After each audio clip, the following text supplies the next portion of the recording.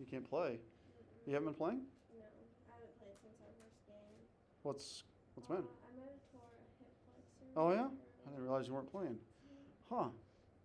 That's no good. Yeah. That's why you guys are losing. No. No? Yeah. So, did you play this past week?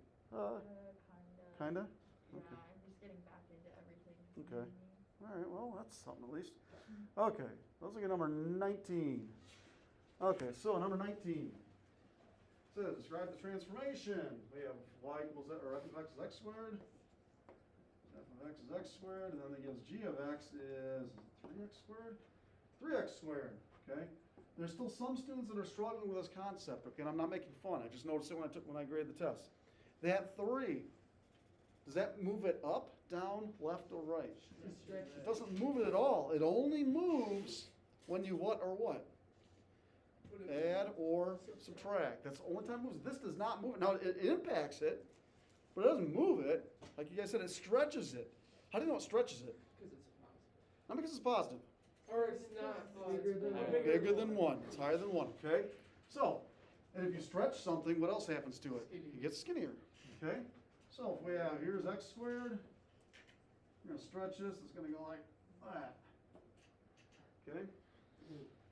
All right, so look at this one, and we're going from, was it red to blue?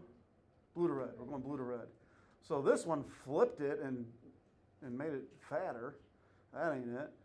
This one, we're going again, blue to red, this one made it fatter, this one flipped it and made it skinny, this one didn't flip it. It wasn't supposed to flip it. It just made it skinnier, so it's that one right there. Bottom right. Okay, 21. Okay, this one's a little bit tricky. It's a little tricky. Okay. Oh, and then they're asking, if you're wondering what do we type in here. So the graph is a vertical stretch.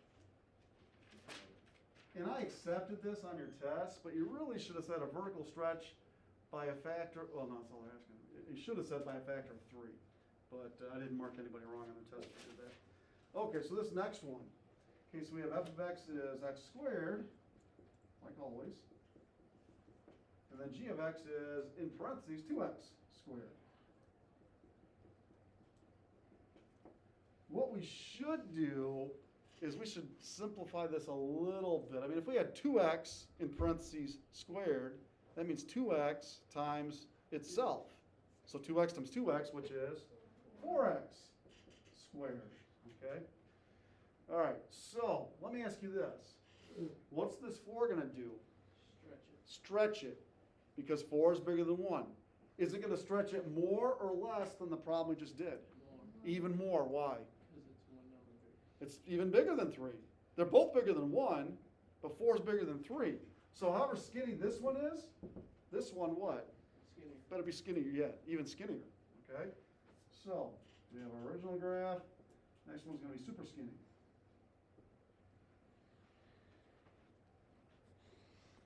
Okay, so which one's super skinny? We're going from blue to red. Okay, now here's the deal, okay? I think probably the bottom right, okay? Could be the top right, okay? I mean, because if we look at these, which of these is skinny? I mean, they're both kind of skinny. This one's skinnier, but maybe it's too skinny. It might be too skinny, okay? So here's what we need to do. So far, rough graphs have been good enough, okay? If you're not sure, though, here's what you need to do.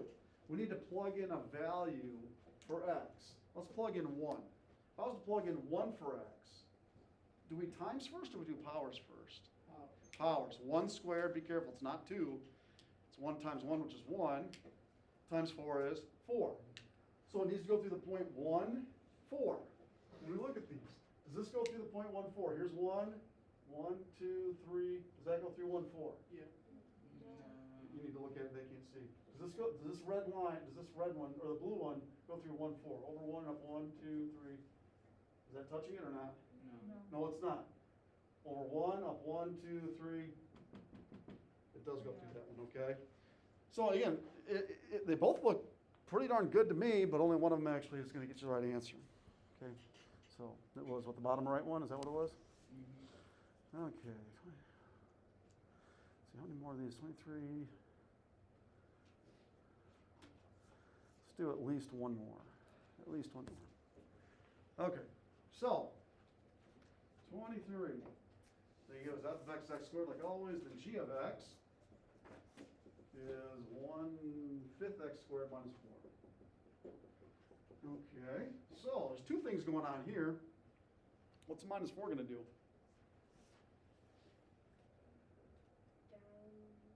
Down 4. Down 4. So move down 4. And what's that 1/5 going to do? Shrink. It's going to shrink it horizontally. If something shrinks horizontally, what happens to it? Fattens up. It gets fat. Okay, it's going to shrink it vertically. It's going to move it down 4 spots. Is it going to flip it upside down? Nope. And don't say no because none of the graphs show that.